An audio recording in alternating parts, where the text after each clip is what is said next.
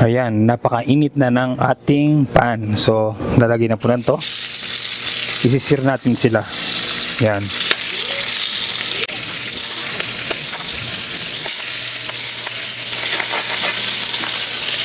Season natin ng salt. Ayan. At pepper para may lasa na sila.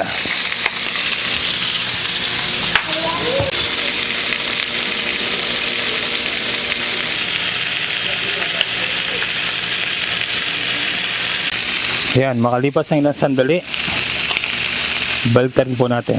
Ayan. Kung napapansin niyo po, hindi po nagdikit yan kasi super lakas ng apoy natin. Ayan o.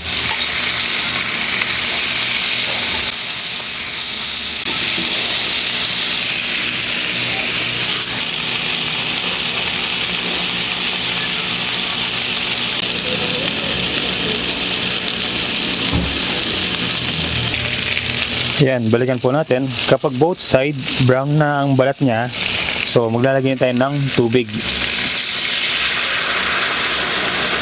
Yan, bakit merong tubig? Kasi palalambutin natin ang ating manok. Yan. So takpan natin yan ng mga 20 minutes sa may ng apoy. Ayan, malipas ang 20 minutes, balikan na po natin. Yan o, kung tignan niyo po, malabot na po ang ating manok. So, maglalagay na po tayo ng mga ingredients. Meron tayong soy sauce. Yan.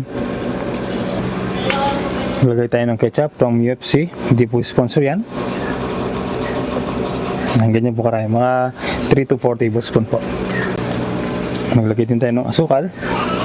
Yan. Kuntigan pa natin.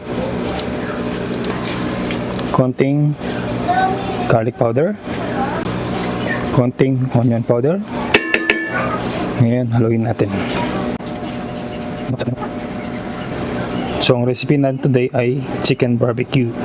Okay? So, yan natin mag-reduce ang salsa ng mamaya. So, ngayon, takpan po natin ulit.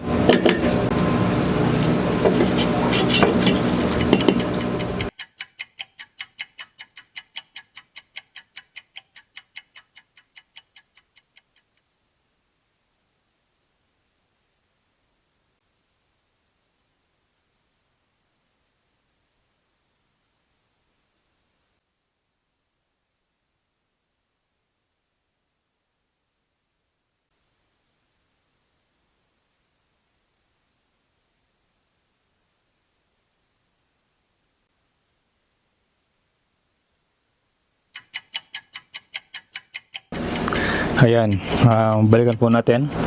Pasensya na po kung wala pong audio kanina. Yan o, ganda pong tingnan. Grabe, ang sarap niyan. Yan, pakita lang po natin siya ng malapitan. Bali, yan na po ang ating finished product, chicken barbecue. Yan o, napakasarap niyan. Manimis-namis at malinamnam. Sana masubukan niyo po. Hindi naman po komplikadong gawin yan. So, suggest ko po, follow nyo lang po yung aming recipe. Napakadali lang po. At sigurado, magugustuhan ng mga bata. So, mga kapodnatics, hanggang dito na lang po. Sana na-enjoy nyo po ang aming munting quick and easy recipe. Okay? Maraming salamat po sa panonood. At God bless po. Na proud.